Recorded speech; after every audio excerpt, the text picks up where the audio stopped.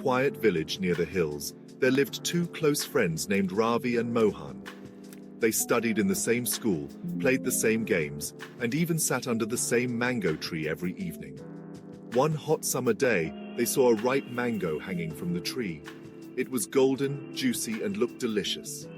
Ravi said, "Let's pluck it and share it equally." But Mohan quickly replied, "No, I saw it first. I want the whole mango." Before Ravi could speak, Mohan climbed the tree, plucked the mango, and ate most of it, giving just a small piece to Ravi. Ravi didn't complain. He simply smiled and said, "I hope it was tasty." Mohan suddenly felt bad. The sweetness of the mango was gone. All he felt was guilt. He looked at Ravi and said, "I'm sorry. I was greedy. You're always kind to me." Ravi smiled again. "It's okay. Next time we'll share and both will be happy."